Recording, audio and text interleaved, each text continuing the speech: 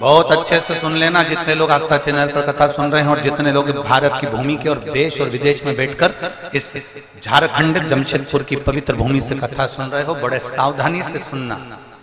जो कह रहे थे मैं बैठा हूं और उसके बल पर तुमने काम किया और मालूम पड़े वो हॉस्पिटल में भर्ती हो गया, बीमार हो गया, हॉस्पिटल में पड़ा रिया और पलंग पर लेटा रिया। एक बात याद रखना, जो कह रहे हैं परिवार वाले मैं बैठा हूं, मैं बैठा हूं, मैं बैठा हूं, वो कभी काम नहीं आएगा। पर जो कभी नहीं कहता कि मैं बैठा हूं, तुम्हारा चढ़ाए गए एक लोटे जल से वो काम आएगा। तुम्हारे चढ़ाए गए एक लोटे जल से वो तुम्हारे काम आ जाएगा, तुम्हारे सम्मुख में आ जाएगा, तुम्हारे सामने आएगा और तुम्हारे दुख को, तुम्हारी तकलीफ को, तुम्हारे कष्ट को वो हर लेगा।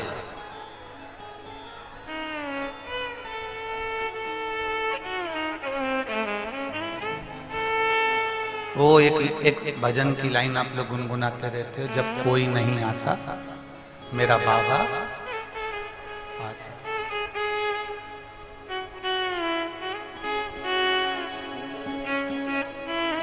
कोई नहीं। प्रतिदिन का हमारा जो दिनचर्या है, प्रतिदिन का जो हमारा जीवन है, उस प्रतिदिन के जीवन में हम अपने परिवार में शिव को शामिल करें, अपने परिवार में हम शंकर को शामिल करें। हम अपनी देवरानी को शामिल कर लेते हैं, देवर को शामिल करते हैं, जेठ को शामिल करते हैं, जेठानी को शामिल करते हैं, अपने बच्चों को, अपने पति को, पत्नी को, दादा को, दादी को, नाना को, नानी को, सबको हम अपने परिवार में शामिल करते हैं। शंकर भगवान को भी अपने परिवार का एक अंश बना। अगर शिवजी तुम्हारे परिवार का अंश हो गए, भगवान शंकर अगर तुम्हारे परिवार का अंश हो गए, तो फिर आपको और हमको सोचना नहीं है, क्योंकि शिव अगर परिवार का अंश है तो शंकर समान, फिर शिव उसको संभाल। आपको और हमको फिर कोई टेंशन नहीं लेना, आपको और हमको कोई चिंता नहीं करना, छोड़ दिया। जैसे आप लोग कहते हो ना, अब सौंप दिया इस जीवन का सब भार तुम्हारे हाथों में है, हार तुम्हारे हाथों में और जीत तुम्हारे हाथों में। सब कुछ परमात्मा के भरोसे पर हमने सौंप दिया है, सब कुछ हमने भगवान को दे दिया, अब उसकी मर्जी। यहां किसके भरोसे पर आए? अरे जम के तो बोलो जरा, बाबा का। अब आप इतने सारे लाखों की संख्या में आए हो, हमने नहीं सोचा था कि झारखंड की, यहाँ इस झारखंड क्षेत्र में तो हमारा पहली बार आना हुआ, पर हमको अंदाजा नहीं था कि तुम इतने लाखों की संख्या में यहाँ पहुंच जाओगे। ये शिव करता है।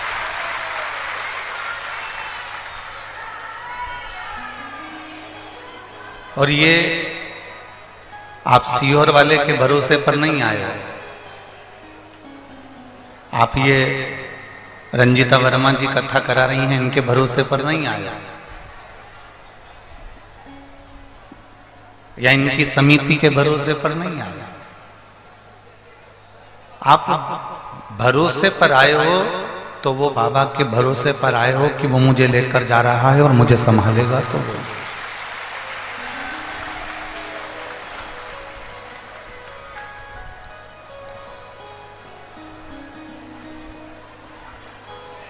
हमारा एक भरोसा दृढ़ हमने कर लिया,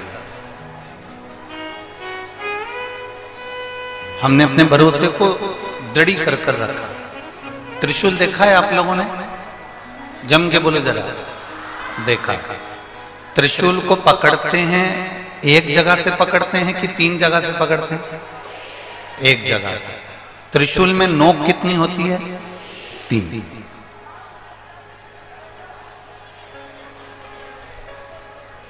अब बाकी के जितने शस्त्र हैं, सुदर्शन, शंख, चक्र, गदा, भाला, धनुष, बाण, तीर, ये जितने जितने शस्त्र, तलवार, बर्छी, कटार, कुंदूक, जितने जितने आप शस्त्र देखेंगे, इन शस्त्रों में देखेंगे कि ये एक शस्त्र केवल एक पर प्रयोग किया जा सकता है। पर शिव महापुराण की कथा कहती है केवल एक त्रिशूल ऐसा होता है जिस त्रिशूल को एक जगह से पकड़ा जाता है और 3 पर उसका प्रहार कर दिया जाता है। उसी तरह शंकर का हम केवल एक अकेला नाम लेते हैं। आपने शिव का नाम लिया, आपने शंकर का भजन किया और शंकर भगवान ने तुम्हारे नाना पक्ष में, तुम्हारे दादा पक्ष में और तुम्हारे कुल में ना जाने कितनों को तीनों पक्ष में तार दिया है। वो शिव तत्व है, वो शंकर है, वो घड़ी है। बोल बम का नारा है, बाबा उसने तार दिया, उसने साथ। आज किसी ने प्रश्न किया था सुबह जब मिलने के लिए लोग आए थे, उस समय पर उन्होंने प्रश्न किया था कि महाराज जी, उन्होंने प्रश्न कर कर कहा था कि हमारा रोज मंदिर जाना क्या जरूरी है? हम रोज क्या मंदिर जाएं? जरूरी है? हमने कहा कितनी देर लगती है आपको मंदिर में जाने में? हल्का सा रिटर्न बढ़ा दो। मंदिर जाने में तुम्हें कितनी देर लगती है? 2 minute, 3 minute, 5 minute, 10 minute, 15 minute, 20 minute, 25 minute, आधा घंटा मान लो तुम्हें लग रहा है। तुम वो 5 मिनट, तुम वो 20 मिनट, तुम वो 10 मिनट, वो 2 मिनट अपना एक कॉपी पर लिखते जाओ।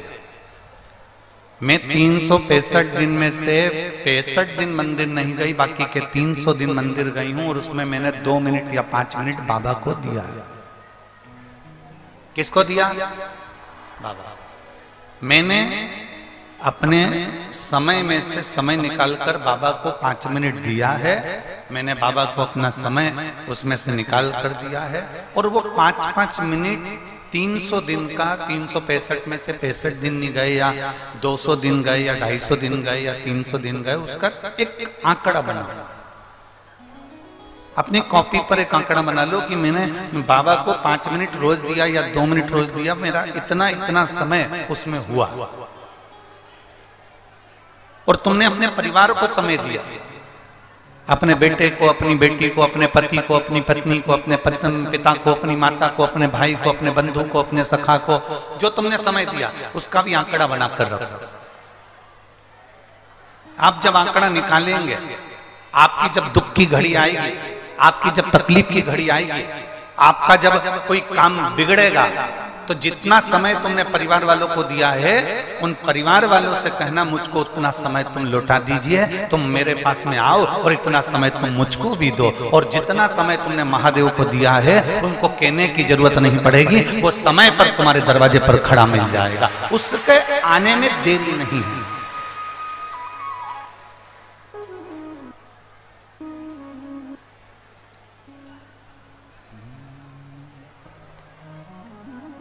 मेरे बाबा दया करना,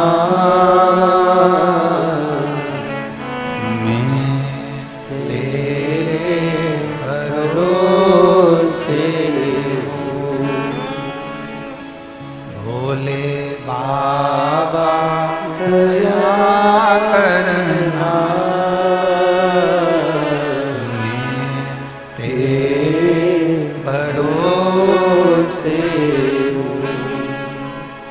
ना घर के भरोसे हूँ, ना परिवार के भरोसे हूँ,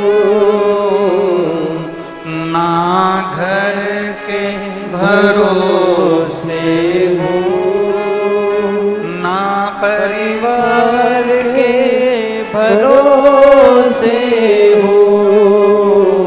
मेरे बाबा दया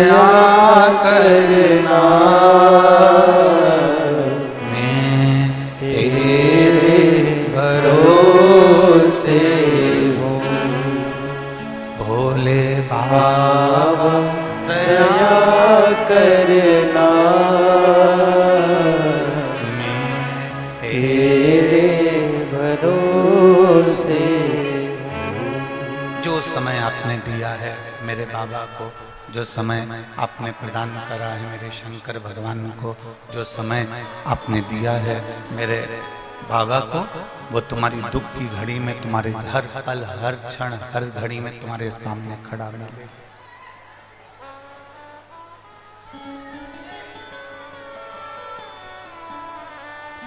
तुम्हारे सम्मुख में होगा।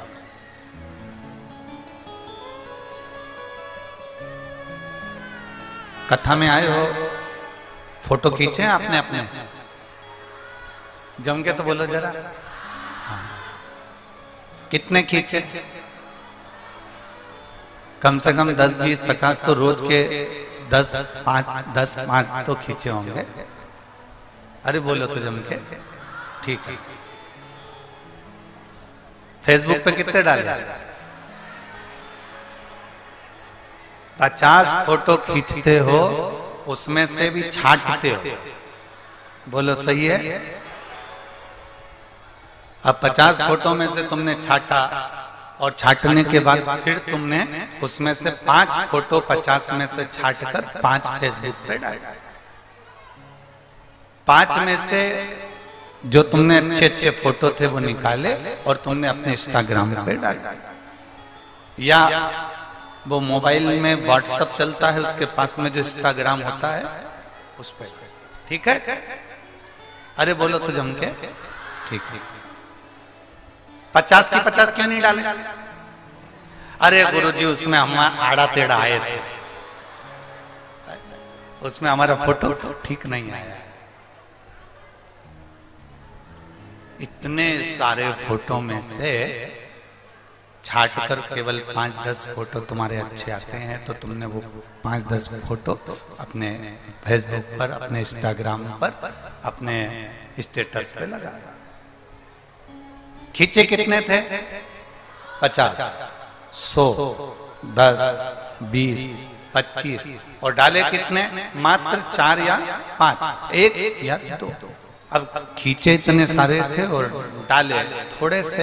अब लोग कहते हैं गुरुजी क्या हमारा रोज मंदिर जाना जरूरी है? हम कहते हैं तुमने रोज इतने सारे फोटो खींचे, उसमें से 4-5 स्टेटस पर लगाए, 4-5 तुमने अपने फेसबुक पर डाले, 4-5 तुमने अपने मोबाइल में फोटो को लगाया। उसी तरह तुम खींचते तो बहुत हो, पर उसमें से जो खास होते हैं, जो अच्छे होते हैं, उसी को फ्रेम में जड़ा जाता है। उसी तरह तुम रोज भोलेनाथ के मंदिर जाओ, प्रतिदिन मंदिर जाओ, प्रतिदिन जाओ। जिस दिन भोलेनाथ के सामने तुम्हारा फोटो सही खिंच जाएगा, भोलेनाथ अपने हृदय में उस फोटो को लगा। प्रतिदिन जाइए, प्रतिदिन। रोज रोज भगवान के मंदिर में, थोड़ा प्रेशर नहीं आ रहा, प्रेशर नहीं आ रहा। रोज रोज भगवान के मंदिर में जाओ, प्रतिदिन भगवान के मंदिर में पहुंचो। जब आप रोज रोज भगवान के मंदिर में जाओगे तो भगवान एक आध फोटो तुम्हारा ऐसा होगा, एक आध बार मेरा भोलेनाथ ऐसी कृपा कर देगा कि तुम बाबा के हो जाओगे और बाबा तुम्हारा हो जाएगा।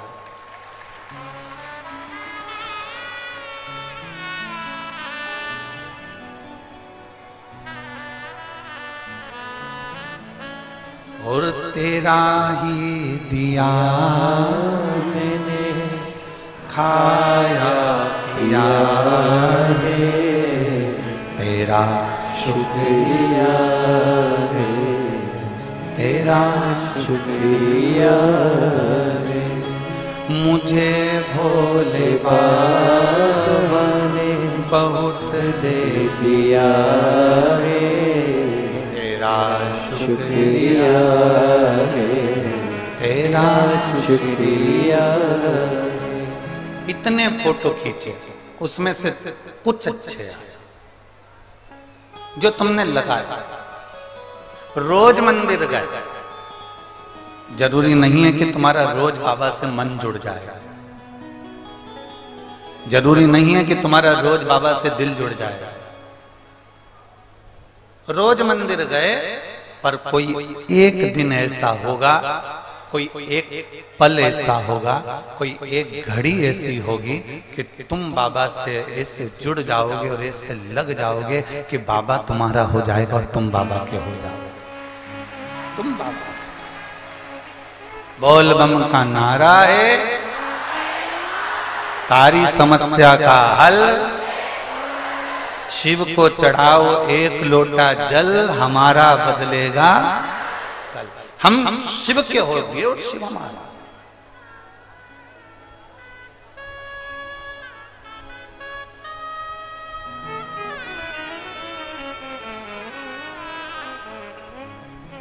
शिव जी ने कभी तुम्हारे पास में आकर ये कहा, मैं बैठा हूं तो चिंता मत कर?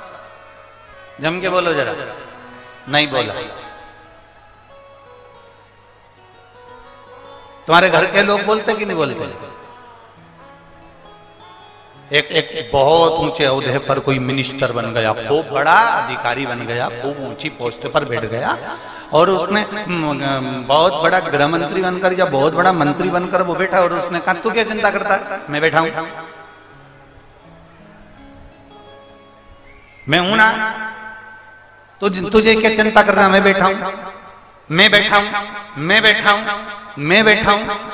हर जरा जरा सी बात में वो बोल दे तुझे क्या चिंता करना, मैं बैठा हूं ना, मैं बैठा हूं ना। और कह दिया तुझे जो करना है कर, मैं बैठा हूं, तुझे जो करना हो कर, मैं बैठा हूं। बस अब तुमने उसी के बल पर तुमने ऐसा काम कर लिया और जो काम करा और फोन लगाया कि साहब वो ऐसा ऐसा हो गया है, तो मालूम पड़ा कि जो बैठा था वो लेटा है। मालूम पड़ा कि बीमार पड़ गया और बीमार पड़कर वो पलंग पर लेट गया। अब तुम फोन कर करके रहो कि साहब तुमने तो कहा था कि मैं बैठा हूं, मैं बैठा हूं, तो वो कहेगा मैं क्या करूं, मैं लेटा हूं, मैं लेटा हूं। अब मैं क्या कर सकता हूं, बीमारी आ गई, तकलीफ आ गई, मेरे शरीर में कष्ट आ गया तो मैं लेट गया, मेरे शरीर में कष्ट है तो मैं हॉस्पिटल में पड़ा हूं, मैं बीमारी में पड़ा हूं।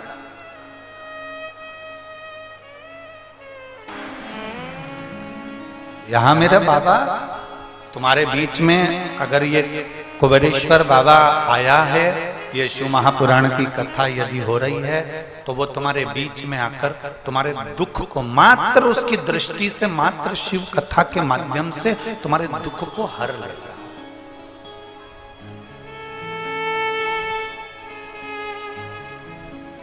केवल एक तुम्हारा विश्वास।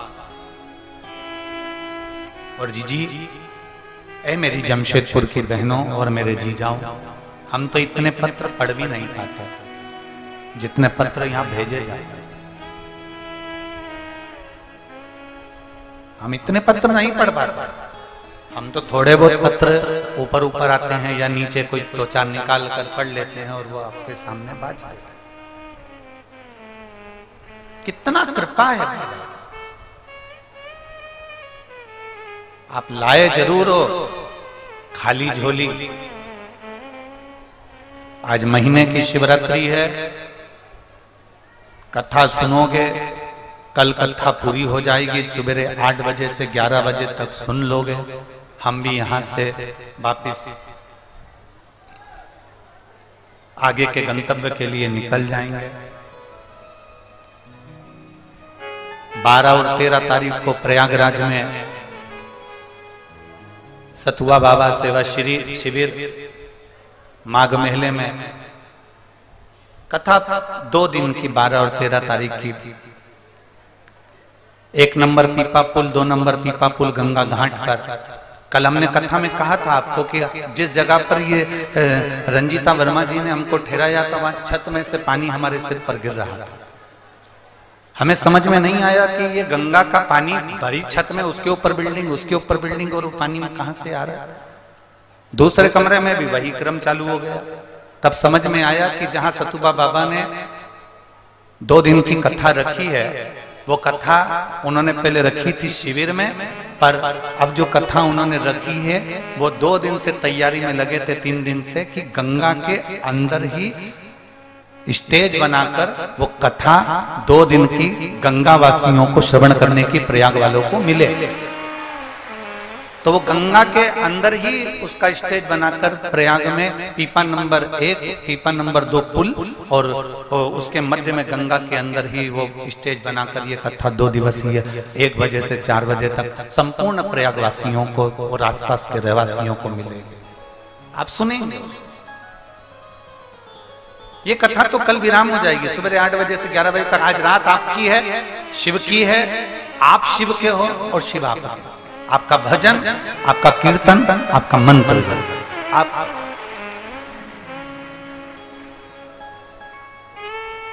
आयो खाली, आप खाली जरूर आयो, पर मेहमान जब जाएंगे ना, वो कहते हैं ना मेहमान जाते हैं तो बच्चे को कुछ ना कुछ देकर जाते हैं। कल मेरा बाबा जाते जाते आपकी भी झोली में ना जाने कितना कूड़ कर चले जाए, कितना देकर चले। वो शिव है, वो घड़ी है।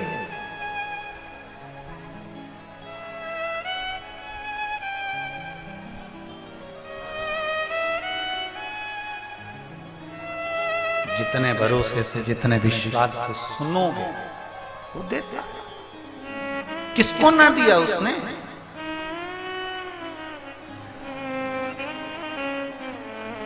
किसको प्रदान नहीं करा उसने?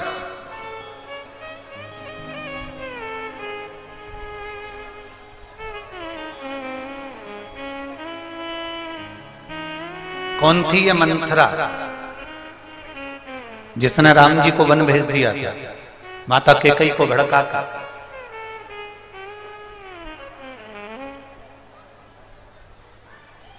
कौन थी?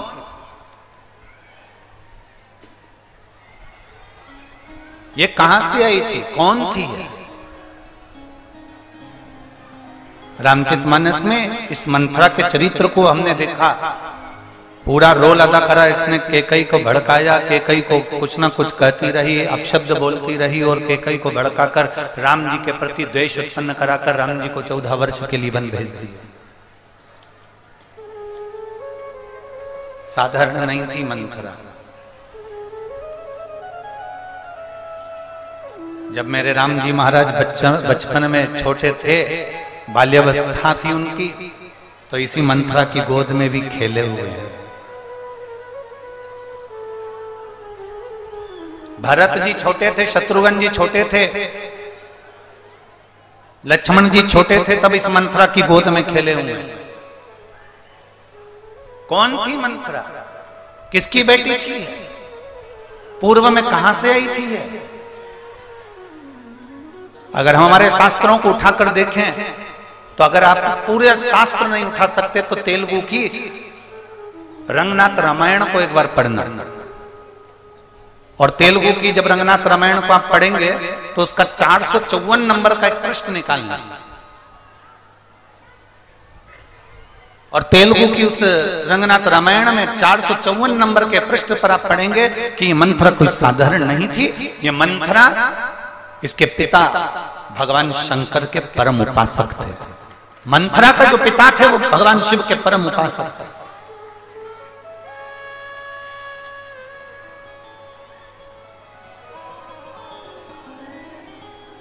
प्रहलाद, भक्त प्रहलाद के पुत्र हुए हैं विरोचन। भक्त प्रहलाद के पुत्र हुए विरोचन, और विरोचन इतने बड़े शिव के भक्त थे, इतने बड़े शंकर के भक्त थे कि शिव की आराधना में 24 घंटे लगे रहते थे। जैसे प्रहलाद भगवान नारायण की आराधना में लगे रहते थे, श्रीमन नारायण ओम नमो भगवते वासुदेवाय, नारायण नारायण भगवान का नाम 12 अक्षर मंत्र का उच्चारण प्रहलाद किया करते थे, ध्रुव किया करते थे। ऐसे ही प्रहलाद के पुत्र विरोचन भगवान शंकर की आराधना में लगे रहते थे। भगवान शिव की स्तुति करना, शंकर का भजन करना, शिव को एक लोटा जल चढ़ाना, शंकर की स्तुति में डूबे रहे।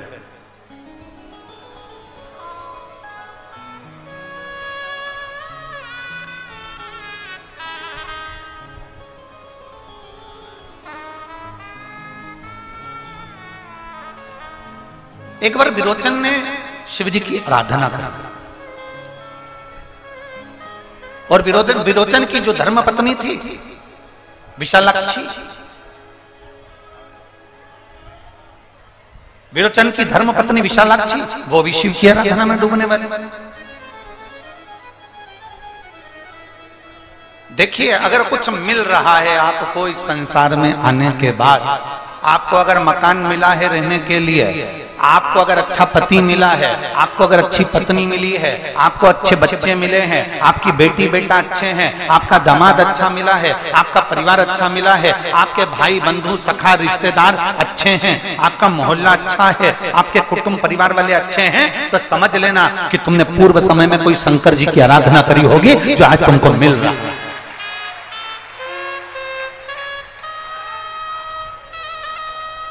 शिव की आराधना का फल इस मृत्यु लोक में प्राप्त होता है।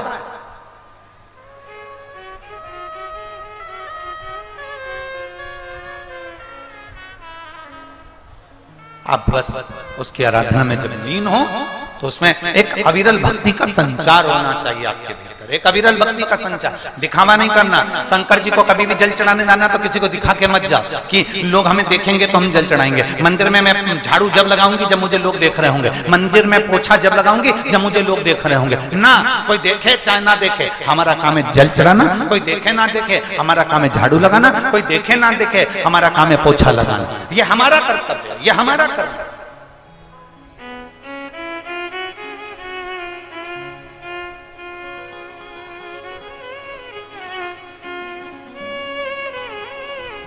इस शिव महापुराण की कथा से हमने बहुत कुछ सीखा है और बहुत कुछ देखा है। आज आप लोगों के बीच में भी हम कहना चाहेंगे, अगर बाबा तुम पर कृपा करा है, तुमको अगर बाबा ने ऐसी करुणा करी है कि आपके माध्यम से शिव महापुराण की कथा हो रही है, तो ये प्रयास करना। जैसे इसमें इतने सारे यजमान लोग जो जुड़े हैं, ये जो भक्त लोग जुड़े हैं और जो कथा करवा रहे हैं, हम कहेंगे बाबा ने अगर आपको इस कथा के करवाने के लायक बनाया है तो बाबा को धन्यवाद देना कि बाबा तेरी बड़ी कृपा है जो तूने मुझे इस लायक बनाया। तूने मुझे इस लायक बनाया कि मैं इस कथा को करवा सक रहा हूं। तूने मुझे इस लायक बनाया कि मैं इस कथा को संभाल सक रहा हूं। कल प्रशासन के अधिकारी कह रहे थे कि गुरुजी, हमारे जमशेदपुर की ऐसी भीड़ और ऐसी कथा आज तक कहीं नहीं हुई, ना हम लोगों ने देखी।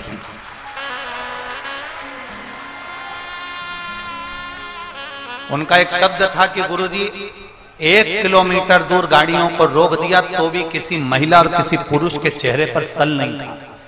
नहीं तो हमारे यहाँ की माताएं तो वो मॉल में भी जाती है तो पहले गाड़ी से सामने उतरती है, तब मॉल में घुसती है, तब गाड़ी दूसरी जगह पार्किंग में जाती है। हमारे यहाँ की माताएं तो पार्किंग में गाड़ी बाद में भेजती है, पहले मॉल के सामने दुकान के सामने उतरती है और दुकान से भी उतर जाती है। तो वहां से अगर दुकान दूर है किसी सुनार की, किसी सामान की, तो रिक्शे में बैठकर वहां तक जाती है और रिक्शे वाले से कहती है और आगे ले, और आगे ले, और आगे ले, और दुकान तक उतरती है, तब पैसे देती, नहीं तो देती नहीं। पर पहली कथा ऐसी देखी है जिसमें किसी माता के चेहरे पर, किसी भाई के चेहरे पर सल नहीं, लोग आराम से भगवान का नाम लेकर चले जा रहे हैं और शिव पुराण तक पहुंचे। ये जमशेदपुर, ये झारखंड है, ये एक आनंद का विषय है। हमने उनसे कहा देखिए, ये आपको लगता है कि ये कथा के भक्त हैं, हम कहते हैं ये कथा के भक्त नहीं है, ये तो देवाधिदेव महादेव के परिवार के सदस्य हैं, इसलिए अपने परिवार से मिलने के लिए।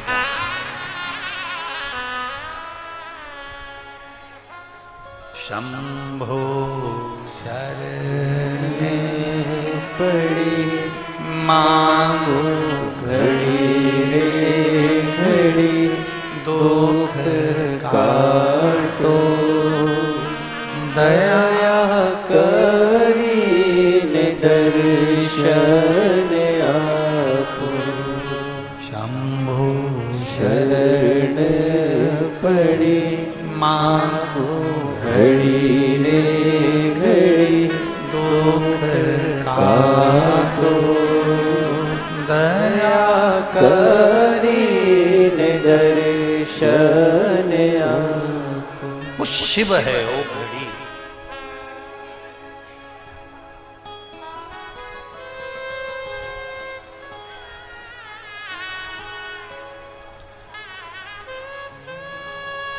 आज कोई कुछ बोल रहा था सुबह,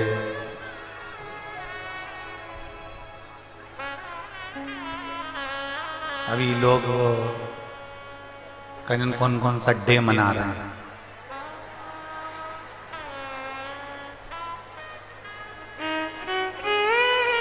आज कौन सा डे है?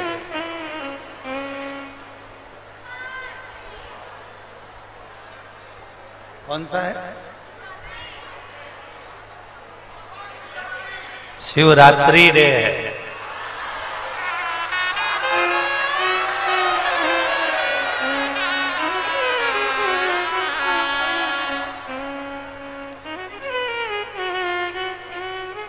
और छोरा छोरी कहें कि प्रॉमिस,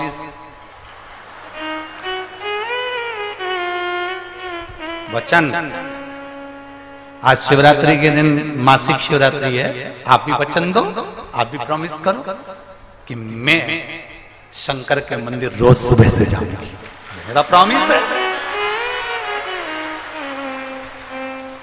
शिव को नहीं छोड़ सकती मैं, मेरे बाबा को मैं नहीं छोड़ूंगा। और जिसने ये संकल्प कर लिया कि मैं मेरे बाबा को नहीं छोड़ सकती, लोग कितनी भी बुराई करें, लोग कितनी भी निंदा करें, लोग कितना भी अपशब्द करें, शंकर की निंदा करने वाले, शिव महापुराण की निंदा करने वाले, शंकर के लिए अपशब्द कहने वाले बहुत। ये समिति के लोग जो कथा करवा रहे हैं, जब यहाँ सीहोर में कोई भी कथा लेने के लिए जब आता है तो पहले उनको एक शब्द कहा जाता है कि अपने कानों को हाथी के कान जैसा बड़ा रखना पड़ेगा और अपनी नाक को सूंड हाथी की सूंड जैसा नीचे लटका के चलना पड़ेगा तो कथा करवा सकते। क्योंकि ट्रेन का जो इंजन होता है ना, पूरे डब्बे काले नहीं होते, केवल वो इंजन ही कोयले के कारण काला होता है। इसलिए जो आगे होता है उसको बहुत सुनना पड़ता है, इसलिए बड़े कान रखो, बड़े बहुत सावधानी रखना पड़ता है। ये समुद्र मंथन में कितने रत्न निकले थे? 14। उन समुद्र मंथन में 14 रत्न में से एक रत्न था ऐरावत हाथी। अब इसको रत्न की गिनती में क्यों दे दिया? क्योंकि इसमें एक रत्न में इसको समझने वाला विषय। इसको रत्न इसलिए कहा गया क्योंकि हाथी के कान कैसे होते हैं? जम के बोले बड़े। हाथी के कान बंद होते हैं क्या? नहीं। कैसे होते हैं? खुले। 14 रत्न में से एक रत्न है हाथी ऐरावत, कि अपने कानों को अपनी निंदा सुनने के लिए खोल कर रखना। दुनिया किताबी के हाथी को कोई फर्क नहीं पड़ता, अलमस्त होके हिलता डुलता चलता, तो तुम भी चल। 14 रत्न में से एक रत्न ऐरावत हाथी को लिया गया। तो समझने वाली बात है कि ऐरावत हाथी को क्यों लिया गया? कान कितने बड़े बड़े सुनने में, और उसको कोई फर्क पड़ता है क्या? नहीं। हाथी की सूंड कान लटकी रहती है नीचे। हाथी की सूंड इसलिए लटकी रहती है कि कुछ भी उसको मिलता है। हाथी की सूंड में कोई केला दे दो वो खा जाएगा, हाथी की सूंड में आप फल दे दो वो खा जाएगा, और हाथी की सूंड में आप पैसा दे दो खाएगा। हाथी का बैंक बैलेंस है, किसी बैंक में खाता है। हाथी की जेब है, तो हाथी पैसे का क्या करता है? सूंड में लेने के बाद ऊपर जो बैठा रहता है उसको दे देता है। समझ में आ रही है?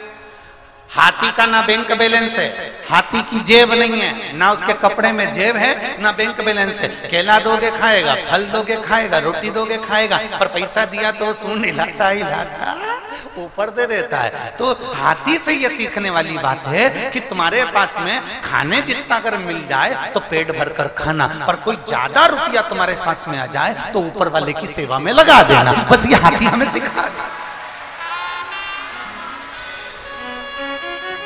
ऐरावत हाथी का तीसरा गुण कि आया तो ऊपर वाले की सेवा में सत्कर्म में लगा। अब हाथी का तीसरा गुण देखिए। हाथी जब चलता है तो मोहल्ले के कुत्ते जम के बोलो हाथी उनको पलट के देखता है, उनके पीछे भागता है?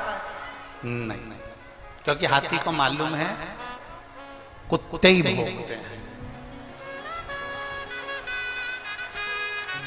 इंसान को कभी भोगते हुए देखा? नहीं। कौन भोगेगा? कुत्ता।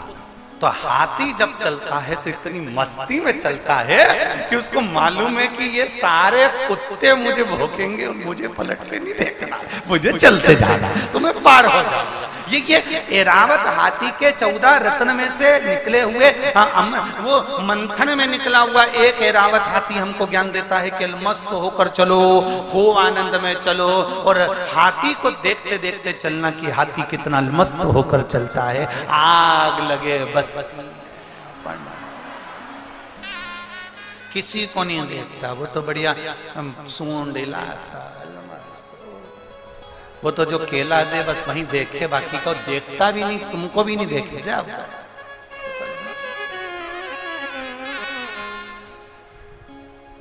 और बस यही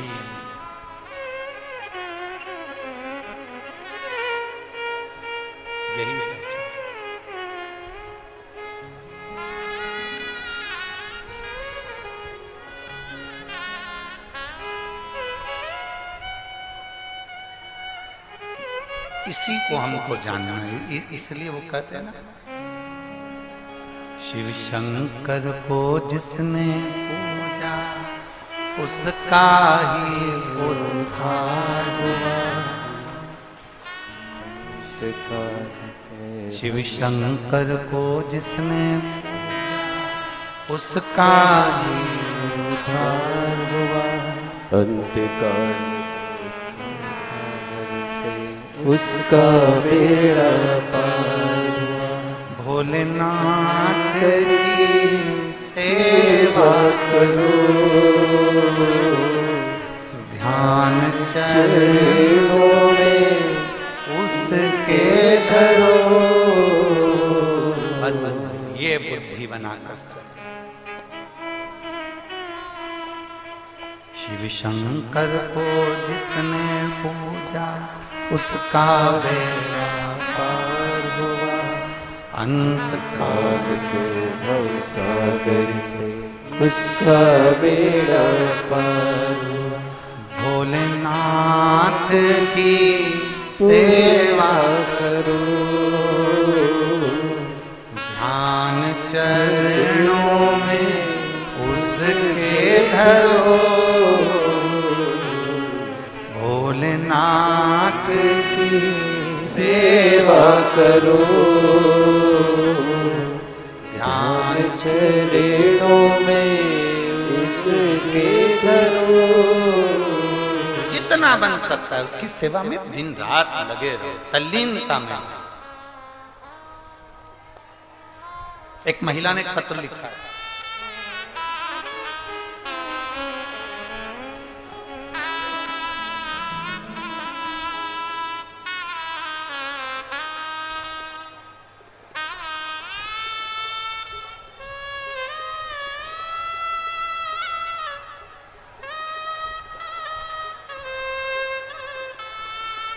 प्रीति कुमारी पति राजीव रंजने, अड़मा जिला गया बिहार। कहीं बैठी हैं? अड़मा गया बिहार। मेरा नाम है प्रीति कुमारी, पति का नाम है राजीव रंजन। कहीं बैठी हो तो हाथ हिला सकती हैं। इधर लेफ्ट में। अच्छा, कैमरे वालों से निवेदन है आप जरूर कैच करें और उनको दिखाएं। बच्चा लाई है क्या साथ में? दिख रहा है कैमरे में? लाई है बच्चा? लाई है? लिया। अगर बच्चा लाई हो तो लिया। गुरुदेव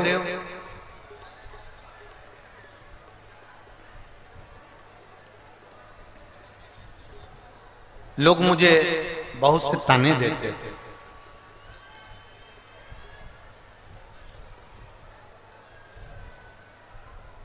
आठ वर्ष मेरी एक लड़की है, 8 वर्ष की हो गई है।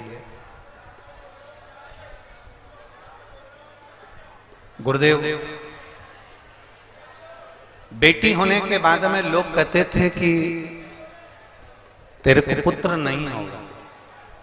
जिंदगी में इतने ताने सुने हैं ना गुरुदेव, इतना अपशब्द कहा गया है। शायद लड़की की जो जिंदगी होती है ना, उसमें सुनना ही पड़ता है। गुरुदेव, जब मेरी बेटी 8 वर्ष की हो गई और मेरे घर में संतान में पुत्र नहीं है, आज भी दुनिया के लोग पुत्र को ही प्रथम मानते हैं, बेटी से उनको कोई मतलब नहीं होता। गुरुदेव, इतनी रोती थी मैं, एक दिन आपकी कथा सुनी और भोलेनाथ जी के मंदिर में जाकर इतनी रोई, बाबा क्या बेटे का होना जरूरी है? और अगर बेटे का होना जरूरी है बाबा, तो तू मेरी गोदी में एक पुत्र दे दे, नहीं तो ये दुनिया के लोग मुझे जीने ना देंगे। बाबा ऐसी कृपा करी मेरे बाबा ने, और मैंने सफेद आंकड़े की जड़ का प्रयोग करा, और बाबा की कृपा से 23/9/2022 को मेरे घर में बेटे ने जन्म लिया। मैं बाबा को यहाँ धन्यवाद देने के लिए आया। शिव तत्व ओघड़ी शंभु इसी को, और तेरी कृपा बिना न हिले।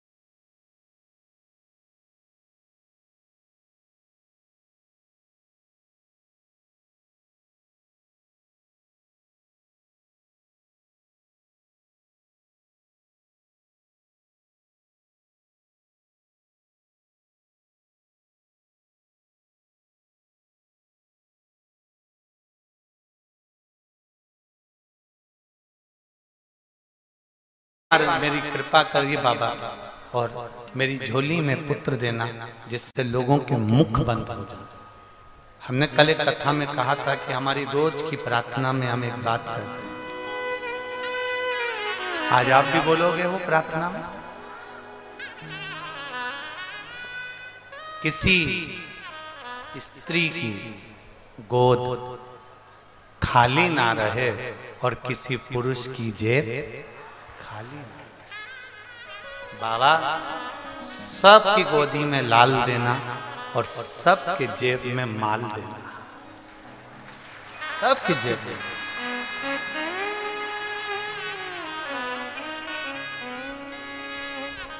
और खाली ना जाता कोई दर से तुम्हारे, खाली न जाता कोई दर से तुम्हारे, मैं भी खड़ी हूँ नंदी बाहे फसाए, अपने हृदय से लगा लो लगा लो, गिरा जा रहा हो उठा लो उठा, भोले अपने दर से अब तो न टालो, गिरी जा रही हो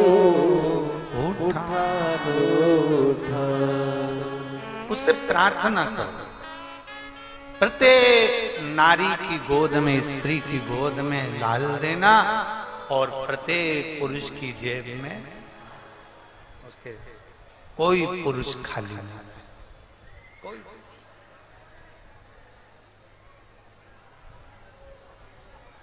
कृपा तू करे।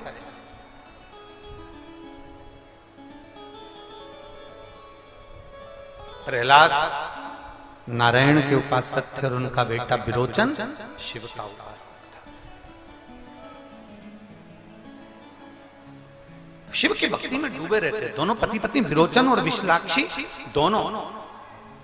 विरोचन की धर्मपत्नी विशालाक्षी भी शंकर की आराधना करती। बहुत कम परिवार ऐसे होते हैं जिसमें पति पत्नी भगवान के मंदिर साथ जाएं या शंकर की आराधना में डूबे रहें। अगर आपका पति आपको साथ लेकर कथा में आ रहा है, आपका पति आपको कथा तक छोड़ रहा है, आपका पति आपको मंदिर तक ले जा रहा है, आपकी पत्नी आपके साथ अगर मंदिर तक कथा तक जा रही है, तो समझ लेना कि आप दुनिया के सबसे श्रेष्ठ व्यक्ति हो। आपके बराबर किसी का भाग्य नहीं।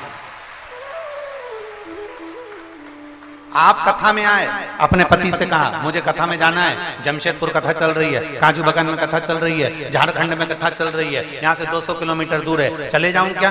पति चिल्ला कर दौड़े, चुप रहे, घर में रहे, कहीं नहीं जा सकती, पड़े रहे हैं पर कहीं नहीं जाना। समझ लेना कि कोई पूर्व समय के हमारे पाप कर्म होंगे जो हम भगवान तक नहीं। तुम्हारे पति से तुमने कहा, परिवार वालों से कहा, और उन्हें खुश होकर कहा जा चली जा, कोई दिक्कत नहीं। किसके साथ जाएगी? कौन जा रहा है? मेरी सहेली जा रही है, परिवार वाले जा रहे हैं, मैं चले जाऊं क्या? हाँ चले जा। बाबा के धाम तो जा रही है, कथा सुनने तो जा रही है, बाबा वैद्यनाथ का दर्शन तो करने जा रही है, कोई बात नहीं, हम नहीं जा सकते। हमारे परिवार का एक व्यक्ति भी अगर कथा के पंडाल तक आ गया और उसके शरीर में यहाँ की रज, यहाँ की धूल, यहाँ की मिट्टी उसके शरीर से लगकर उसके कपड़े के साथ में उसके घर तक जाएगी, तो ना जाने कितनों को तार देगी। वो पवित्र भूमि की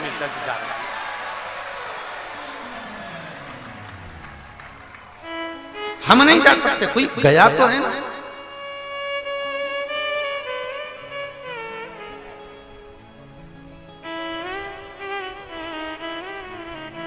जब लोग सीहोर आते हैं कुबेरेश्वर धाम पर, और कुबेरेश्वर बाबा के धाम पर आते हैं और आने के बाद में लोग यहाँ से जाते हैं, तो इतना प्रैक्टिकल करते हैं, इतना प्रैक्टिकल करते हैं। जैसे जैसे इनने एक पत्र में लिखा था, स्मृति वर्मा, रांची झारखंड वाली, जिनका मोबाइल नंबर, इन्होंने इस पत्र में लिखा कि हम सीहोर जिले में जाकर रुद्राक्ष को लेकर आए। हमारा विश्वास नहीं था, भरोसा नहीं था, पर हमने रुद्राक्ष और वहां का जल लेकर आकर हमने उसको देना चालू करा, और विश्वास नहीं था क्या कैंसर भी समाप्त हो सकता है। और ऊपर उन्होंने लिख दिया 6 महीने बाद जब जांच कराई तो उसमें कैंसर पूरा समाप्त हो चुका था। ये शिव तत्व। ये लोग सीहोर आते हैं, पहले प्रयास करते हैं सीहोर जाना है, सीहोर जाना है, सीहोर जाना है, पर लगता है भीड़ बहुत होगी, बहुत भीड़ होगी। अब भीड़ तो संसार में आए हो तो रहना ही। भीड़ कब तक रहती है? जम के बोलो जरा, जम के बोलो। भीड़ कब तक रहती है? जब तक तुम जिंदा हो।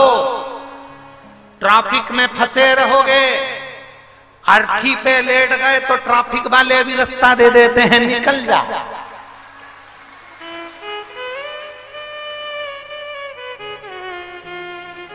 तुम गाड़ी से चल रहे हो, 4-5 गाड़ियां भोड़ भोड़ करके जा रही हो, और पीछे से राम नाम सत्य है, राम नाम सत्य है, जो आवाज आई गाड़ी वालों ने तुरंत रास्ता दे दिया, और तुम जिंदा थे और भुड़ भुड़ करके आ रहे हो। कोई रास्ता देगा तुमको?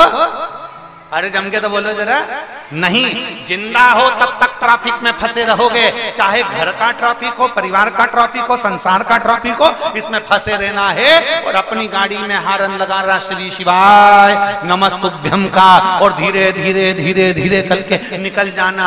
मरने के बाद कोई ट्रैफिक में नहीं फंसता, डायरेक्ट रास्ता दिया जाता है, जा जा, राम नाम सत्य है, जा। कोई नहीं रोकता। बड़ी बड़ी गाड़ियां भी साइड हो जाती हैं, कितनी भी भीड़ लगी हो वो भी एकांत में हो जाती है। अरे मर गया, अरे अर्थी जा रही है, जान दो जान दो, और मुर्दे को लोग बाहर कर देते हैं। तो घबराना नहीं कि भीड़ है, हम क्या करेंगे।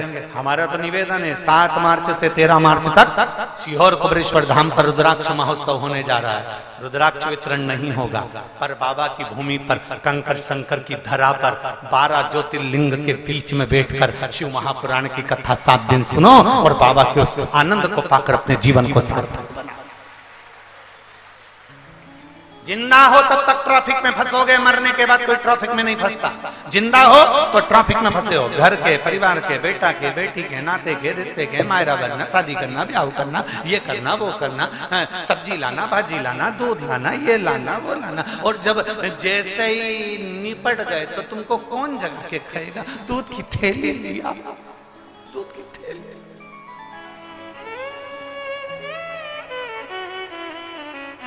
जो मर गया उसको उठाकर कहा जाता है आलू लिया, जा।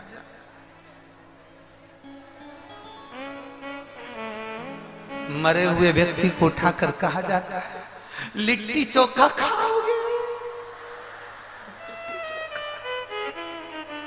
मरा हुआ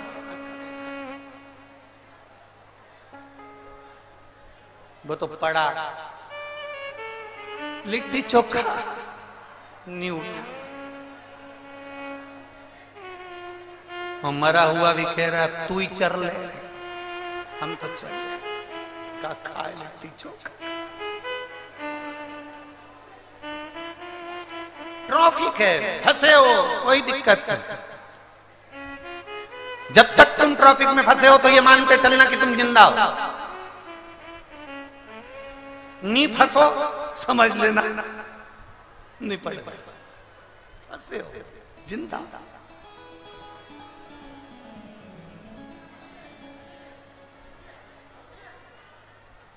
एक लड़की थी, वो भगवान से रोज प्रार्थना करती थी, भगवान बाबा, ओ बाबा, बाबा मेरी जहां शादी हो ना मेरी सास जरूर मिले। उससे कई लोगों ने पूछा कि तो लोग कहते हैं कि जहां शादी हो वहां सास नहीं मिले और तू कहती है सास मिले। तो लड़की कहती थी नहीं मिलेगी तो मैं लड़ूंगी किससे? सब लड़कियां लड़ती हैं, मुझे लड़ने वाली सास नहीं मिलेगी तो मैं कितनी दुखी हो जाऊं।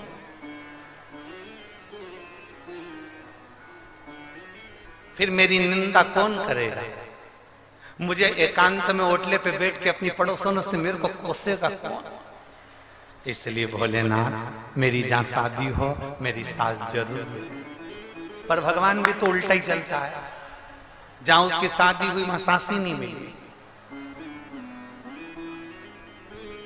जो ज्यादा आस लगा के बैठता है ना, मैं बहुत सुंदर हूं, इतना जोरदार लड़का मिलेगा मुझे, ऐसा सीए, इंजीनियर, डॉक्टर, ये वो, जो ज्यादा नाक लगा कर बैठते हैं उन्हीं को दारू कुट्टा मिलता। नाक तो लगा ही नहीं, बेवड़ा पकड़ गया तो नहीं लगा। और जो लड़का कहता है ना मुझे ये लड़की पसंद नहीं, मुझे ये लड़की पसंद नहीं, मुझे ये लड़की पसंद नहीं, मुझे ये लड़की पसंद नहीं, एक से बढ़कर एक रिश्तेदारों ने दिखाई। फिर आखिरी में खूब लड़ी मर्दानी वो तो फिर आखिरी में मिली, और ऐसी मिली जगदम्बा कि सुबह से शाम तक ये आरती गा रही है, अम्बे तू है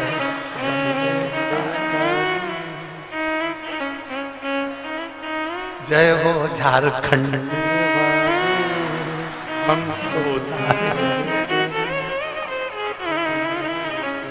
तेरे घर के बच्चों पे भीड़ पड़ गई। ऑफिस जाना टिफिन बना दे ओ जगदम्बा हमारी।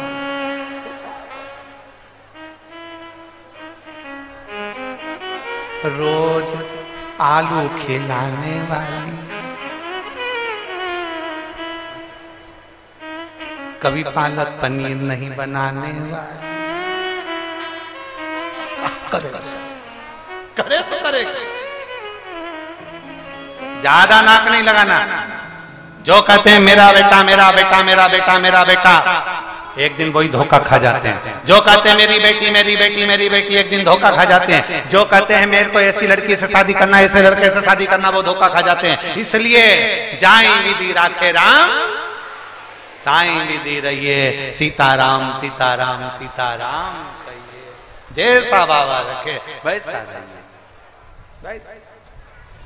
लड़की ने मांगा कि मेरी बस शादी हो तो वहां मेरी सांस मिले, सांस नहीं मिली, सांस नहीं मिली तो खूब रोई, मेरी सांस नहीं है, सांस नहीं है, सांस नहीं है, खूब रोई। अब करे तो करे क्या उसने। आखिरी में घर में एक लोहे की तगाड़ी थी, कुर्सी थी, टेबल थी, लोहे का फावड़ा था, लोहे का सामान था, वो सारा लोहे का सामान ले गई और लोहार की दुकान पर जाकर देखकर बोली, बाबा ओ बाबा, ये लोहे का सामान रखकर मुझे सास बना के दे दो। लोहे वाले ने पूछा, लोहे की सास? हाँ, पुतला बना के दे दो, बाकी के तो मैं सब कर लूंगी। उसने लोहे का पुतला बना के दे दिया। इसने कुर्सी पे रख दी, साड़ी पहना दी, वह लोहे के पुतले को सिर पे पल्लू वल्लू डाल के बिंदी बिंदी लगा के बिठा दिया, ये मेरी सास है। 4-5 दिन बाद पति आया। पति ने आकर कहा, क्यों यहाँ लोहे की तगाड़ी रखी थी, कहाँ है? कुर्सी रखी थी, कहाँ है? फावड़ा रखा था, कहाँ है? पत्नी बोली, वो तो मैंने सब गलवा के लोहे की सांस बनवा ली। पति को आया गुस्सा, मूर्ख, पागल, बेवकूफ, कितनी पागल है, निकल जा मेरे घर से। और सांस को भी फेंक दिया और धक्के मारकर इसको भी निकाला। रोती रोती बेचारी वो लड़की आधी रात को कहां जाती, उसको डर लगा कि मेरी सांस लोहे की है, कोई चुरा के नहीं ले जाए। पीपल के पेड़ पे चढ़ गई सांस को ले ले।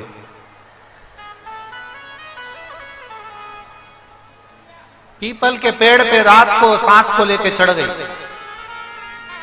आधी रात को 2 बजे चोर आ गया। नीचे बैठे पीपल के पेड़ के नीचे सब अपना अपना हिस्सा कर रहे थे। इसको आ गई नींद, सांस टपक के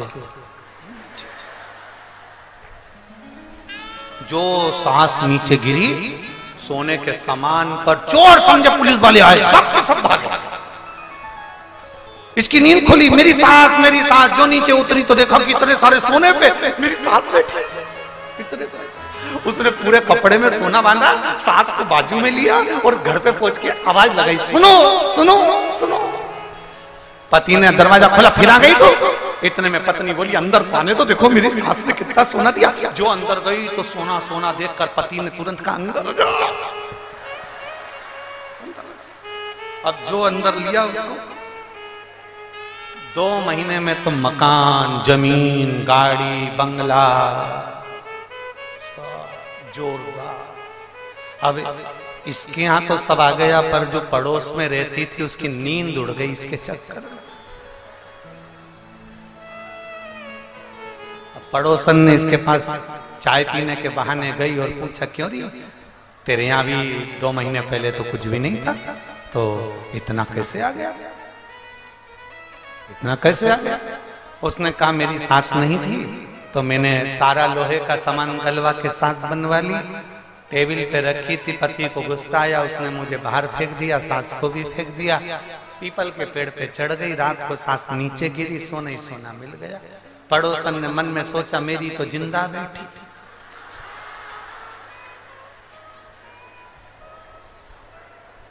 अब जो मेरी जिंदा बैठी वो तो कभी अंगूठी ना दी, इसकी तो मर गई तो दे रही।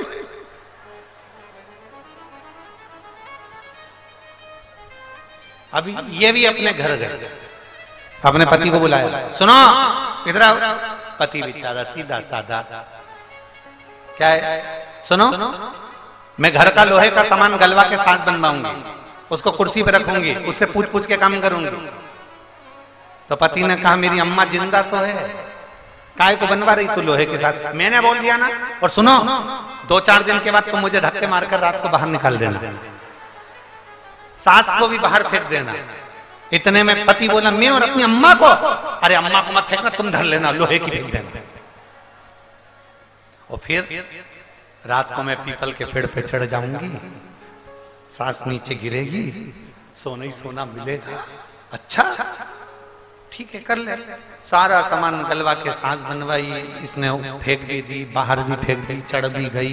रात को चोर भी आ गए, वो बैठ के बांटने भी लगे, इसने सांस को नीचे फेंक भी दिया। चोरों ने विचार करा, पिछले महीने 2 महीने पहले भी अपने साथ यही हुआ था। अब की बार भी वही हुआ है। ऊपर जो बैठी है ना वो समझदार है बहुत, उतारो उसको नीचे, और चोरों ने उसको नीचे उतारा, पेड़ से बांधा और खूब दोचा। और दोचा तो दोचा, जो कान में पहनी थी, नाक में पहनी थी, गले में पहनी थी, वो भी ले गए।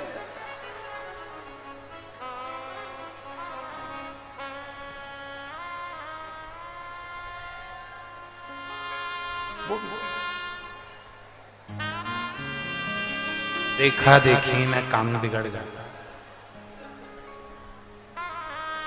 जरूरी नहीं कि किसी को भगवान ने इस बहाने से दिया तो तुमको भी उसी बहाने से दे, जरूरी नहीं। हमने पहले भी एक कथा में कहा है, कक्षा 8वीं का पेपर, बच्चे एक के पीछे एक बैठे हैं, लिखने को आ गया कि दिल्ली की सबसे बड़ी मीनार का नाम लिखो। आगे वाले ने लिख दिया दिल्ली में कुतुब मीनार है, पीछे वाले ने आगे वाले का देखकर लिख दिया दिल्ली में कुतिया बीमार है। याद उसको भी था कि कुतुब मीनार है, पर देखने के चक्कर में गड़बड़ी। बिना स्वार्थ के आप जितनी सेवा कर सकते हो उतनी करो, उतनी।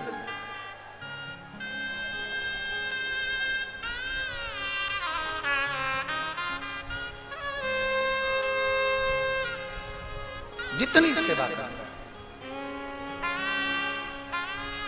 भगवान शिव की कथा कर रहे हैं, शिव चरित्र कर रहा है, भगवान देवादिदेव महादेव का चरित्र वर्णन कर रहा है। प्रहलाद भगवान नारायण के उपासक, विरोचन शिव जी का उपासक, जो शंकर की शरण में गया उसने जिंदगी में कभी हार नहीं मानी। जो शंकर की शरण में चले गया, भगवान देवादिदेव महादेव का गुणगान किया, भजन किया, कीर्तन किया, नाम जाप किया, वो कभी नहीं हारा। उसकी जिंदगी में वो आगे ही बढ़ा, उन्नति की ओर अग्रणी हुआ। विरोचन और विरोचन की धर्म पत्नी विशालाक्षी दोनों शिव की आराधना।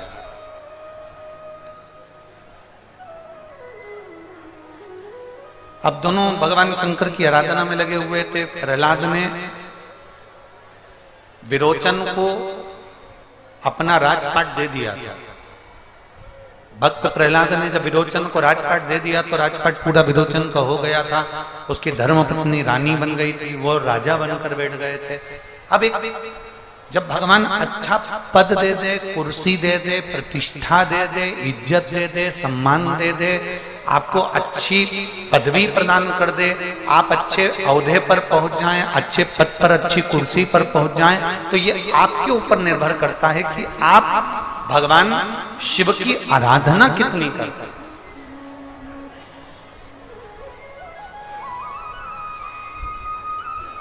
ऐसा कोई राजा बता दो जिसने भगवान शंकर की आराधना ना करी हो। दशरथ जी महाराज ने भगवान शंकर की आराधना करी तो जनक जी महाराज ने शिव की आराधना करी। राजा कंस ने भगवान शिव की आराधना करी तो राजा रावण ने भी भगवान शंकर की आराधना करी। हिरण्यकशिपु से लेकर जितने जितने असुर संहार, गंधर्व देवता जितने जितने हैं, इन सब ने शंकर की आराधना करी, क्योंकि शिव उघड़ी है। शंकर देने में पीछे नहीं हटता। बाबा जब देता है तो एकदम प्रदान करता है। एक पत्र है, उस पत्र में एक बहन ने लिखा है, मैं रूबी देवी, पति भरतलाल मंडन, परसुडी की रहने वाली है। कहाँ है ये परसुडी? यही भूमि है। अच्छा, ठीक है। परसुडी की रहने वाली हूं। कहीं बैठी हो तो हाथ हिला सकती हैं। अगर कहीं बैठी हो तो अपना हाथ हिला सकती हैं। मैं रूबी देवी, पति भरतलाल मंडल, परसुडी की रहने वाली हूं। मेरा मोबाइल नंबर ये है। मेरे जीवन में मैंने बहुत कष्ट सहा गुरु। परसुडीही में ही मेरी चाय की दुकान है। मैं यहां चाय का ही काम करते हैं, पर वो चाय की दुकान भी कभी चलती है कभी नहीं चलती गुरुदेव।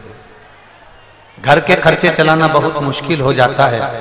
मेरे 2 बेटे हैं, उनको पढ़ाने के लिए बहुत मुश्किल सा जीवन जिया है हमने। बच्चों को पढ़ाने का जिम्मा माता पिता का होता है, जो हमने निभाया है। सारा कार्य बच्चों के प्रति करा। बच्चों ने पढ़ाई करी, पॉलिटेक्निक का एग्जाम दिया, फिर बीटेक करा, सब कुछ करा, पर उसकी कहीं जॉब नहीं थी। तभी हम लोग बड़े निराश रहते थे कि एक तो 2 बच्चे और दोनों में किसी की भी जॉब नहीं है, अब करें तो करें। तब हमारी एक दुकान पर कोई चाय पीने के लिए आया और उसने कहा, तुमको मालूम है अपने ही जमशेदपुर के अंदर सियोर वाला महाराज कथा करने के लिए आ गया। उसने कहा, हम तो कभी इनको सुने नहीं, आपने भले कथा सुनी नहीं हो, पर ये शंकर की कथा कहते हैं, और पंडाल में अगर बैठकर जो कथा सुनता है, जो मांगता है वो मिलता है। हमने चाय की दुकान छोड़कर, गुरुदेव हम आज कथा का 4था दिन है, हम रोज कथा सुनने के लिए आ गए। गुरुदेव पहले दिन जब यहां आई थी, विश्वास नहीं था आपकी कथा पर बाबा से विनती कर कर गई थी कि मेरे बेटे का अगर जॉब लगेगा तो बाबा मैं तुम्हें नमन करूंगी। गुरुदेव बाबा का मैं क्या गुणगान करूं। मैं जब कथा सुनकर तीसरे दिन की कथा के दिन में घर गई, रोज अपने घर जाती, तीसरे दिन जैसे ही पहुंची तो मेरा बेटा मुझे कहता है, माँ मेरा बहुत ऊंची कंपनी में ज्वाइनिंग आ गया है और 15 फरवरी को मुझे ज्वाइनिंग लेटर मिल गया है जो मुझे ज्वाइन करना है। आज मैं बाबा को छाती ठोक कर कह सकती हूं कि शिव पुराण है और पंडाल से कोई खाली नहीं जाता। आज मेरी आंखों में खुशियों के आंसू हैं गुरुदेव। मैं बाबा को यहाँ नमन करती हूँ। मैं परसुडीही जमशेदपुर झारखंड की निवासी हूँ। मेरा मोबाइल नंबर है। कहीं बैठी हैं क्या? कहीं बैठी हो तो हाथ हिला सकती हैं। शिव तत्व की प्राप्ति इसी को कहते हैं। देवाधिदेव महादेव और लुटा दिया भंडार काशी वाले ने, कर दिया माला माल काशी वाले ने। ये शिव है, ओघड़ी है, शंभू है। हम तो यहां तक कहते हैं अगर 1 घंटे की भी कथा नहीं मिले तो 5 मिनट की भी मिल जाए, और 5 मिनट की भी ना मिले तो 1 मिनट की भी मिल जाए, तो कथा का पंडाल अगर आपके नजदीक में है तो एक बार जाकर जरूर बैठना। वो आपको क्या देगा वो उसके ऊपर निर्भर है। वो आपको क्या प्रदान करेगा, कैसे देगा, क्या देगा, वो उसके ऊपर निर्भर है। बस आप बैठो, उसे दिल से प्रार्थना। कहीं कहीं तो 7 दिन की कथा भी नहीं मिल पाती है, 5 दिन की कथा भी नहीं मिल पाती है। किसी किसी को तो केवल 1 दिन की ही कथा मिलती है, कहीं कहीं 2 दिन की मिलती है। जैसे प्रयागराज में 2 दिन की है, 12-13। ऐसे ही 4 मार्च 2024 को 1 दिन की शिव चर्चा मिली है मुंगेली छत्तीसगढ़ वालों को, जो दोपहर में 12 से 3 बजे तक मुंगेली छत्तीसगढ़ में 1 दिवसीय शिव चर्चा होगी मुंगेली छत्तीसगढ़ में 4 मार्च को। और 4 मार्च को ही वहां छत्तीसगढ़ मुंगेली में कथा करने के बाद हम सीधे राजिम के लिए निकल जाएंगे। राजिम का कुंभ बंद हो चुका था और कई सालों से कोरोना महामारी के समय से राजिम का कुंभ बंद हो गया था। उस राजिम के कुंभ को 4 मार्च को पर्यटन एवं संस्कृति मंत्री श्री ब्रजमोहन जी अग्रवाल छत्तीसगढ़ शासन से, जिसको छत्तीसगढ़ प्रशासन की ओर से वापिस राजिम कुंभ को चालू करा जा रहा है। जो छत्तीसगढ़ का राजिम कुंभ है उसमें हम उसके उद्घाटन के लिए 4 मार्च को रात्रि को 8 बजे हम मुंगेली से छत्तीसगढ़ के राजिम में पहुंचेंगे, जहां पर रात्रि को 8 बजे उस राजिम कुंभ का उद्घाटन करेंगे। ऐसे ही क्रम भले एक दिन का मिले, आधे घंटे का मिले, 5 मिनट का मिले, 10 मिनट का मिले, पर कथा का रसतत्व अपनी जिंदगी में धारण करते, अपने जीवन में उतारते, शिव कथा कर। विरोचन शिव की आराधना करते हैं, उनकी धर्मपत्नी विशालाक्षी शंकर की आराधना में डूबी रहती है। समय आया, इतना इतना फल मिल गया उनको, शिव जी ने एक बार स्वयं विशालाक्षी के सम्मुख में विरोचन से कहा, विरोचन को कहा, सुनो विरोचन, विरोचन प्रातः का समय एक ऐसा समय बनाओ जिस समय पर विरोचन आप अपने हाथों से दान करते जाए। प्रातः का समय ऐसा समय बनाओ जिस समय आप दान करो। आज एक व्यासपीठ से एक बात करना चाहेंगे, आप अपने जीवन में उतारिएगा इसको। भगवान से मांगो, मना नहीं।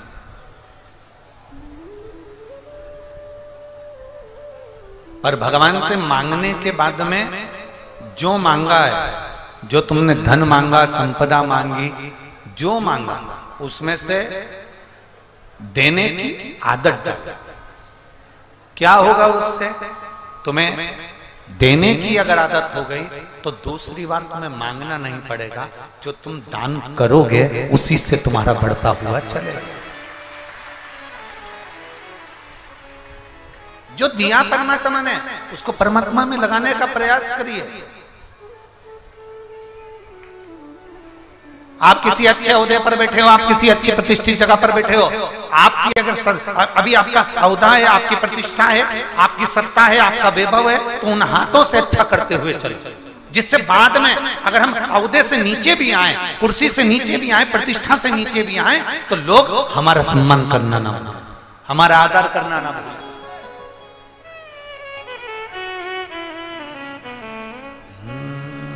मत बुरे कर्म कर बंदे वरना पछताएगा, भगवान की आंखों से तू बच नहीं पाएगा, तू बच नहीं पाएगा। अरे ओ अज्ञानी मत कर नादानी, तेरे कर्म का फल भी तू ही पाएगा। जैसा किया तूने तेरे आगे आएगा।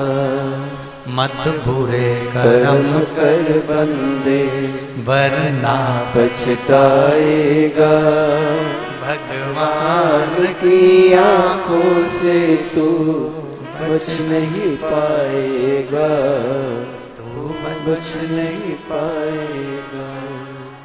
आप जितना बन सके उतना समर्पण भाव, प्रेशर से जितना बन सके उतना समर्पण भाव रखिए। विरोचन सुबह के समय पर जो दान देगा, सुबह के समय पर जो दान तू देगा तेरे लिए उत्तम। विरोचन ने दान करना प्रारंभ किया। इंद्र की सत्ता को भी विरोचन ने जीत लिया, विजय हो गया। इंद्र अपनी सत्ता के विहीन हो गए। क्यों? इंद्र अपनी सत्ता के विहीन इसलिए हो गए क्योंकि उन्होंने शंकर भगवान का एक अंश अवतार है दुर्वासा ऋषि, शिव जी का एक अंश अवतार है दुर्वासा बाबा, जो गले में माला पहन कर आ रहे थे और इंद्र ने मांग ली थी। इंद्र ने ऐरावत को दे दी, ऐरावत ने जमीन पर पटक दी। शंकर की दी हुई उस माला का अपमान हो गया। इस व्यासपीठ से हम सबको एक बेलपत्र देते। हम ज्यादा किसी को कुछ देना, कोई कहे कि महाराज जी प्रसाद दे दें या महाराज जी कुछ दे दें, हम नहीं देते। हमारा एक नियम है, ये व्यासपीठ की जो बेलपत्र है ये साधारण बेलपत्र नहीं। अगर आप लोगों ने गीता प्रेस गोरखपुर की शिव पुराण की कथा अगर पढ़ी हो, सुनी हो, तो उसमें वर्णन है कि जितने दिन तक कथा चलती है व्यास पीठ पर चढ़ी हुई बेलपत्र औषधि का कार्य करती है और विराम के दिवस की बेलपत्र भंडार का कार्य करती है। ये नित्य है। उसको जो समझ गया वो समझ गया, जिसने स्वीकार कर लिया वो कर लिया।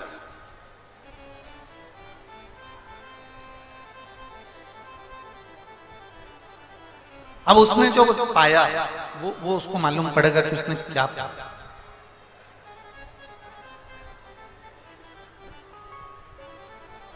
और हम हमेशा कहते हैं जो तुमको बेलपत्र मिली है, रात होने से पहले इसको खा लेना चाहिए।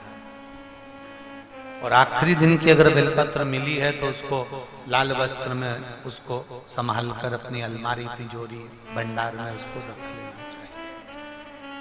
और 4 दिन की अगर बेलपत्र मिली है तो उसको रात्रि होने से पहले उसको पाया जाए, खाया जाए। जो रोगीला है, जो बहुत दुखी है, तकलीफ है, शरीर में बड़े बड़े रोग उसके जीवन में हो गए हैं, तो उसको भगवान की प्रसाद समझ कर सारी समस्या का हल एक लोटा, उसको पाओ। विरोचन ने इंद्र के, क्योंकि इंद्र ने भगवान की माला का अपमान कर दिया था, इसलिए सत्ता के विहीन हो गया था, वैभव के विहीन हो गया था। किसी के यहाँ शादी में गए नहीं गए चलेगा, अगर आपको पास में निमंत्रण आया है, आपके पास में सूचना आई है कि साहब शिव महापुराण की कथा हो रही है, अपने क्षेत्र में, अपने नगर में, अपने मोहल्ले में, अपने पास में, अपने क्षेत्र में हो रही है, तो ये हमारा फर्ज है कि हमें सूचना मिलने पर हम बाबा की शरण में जाएं। क्योंकि तुम्हारे जब दुख की घड़ी आएगी, जब तुम्हारे कष्ट की घड़ी आएगी, जब तुम उसको पुकारोगे तो वो तुम्हारे दरवाजे पर खड़ा मिलेगा। इसलिए उसके पुकार पर तुम्हें पहुंचना चाहिए।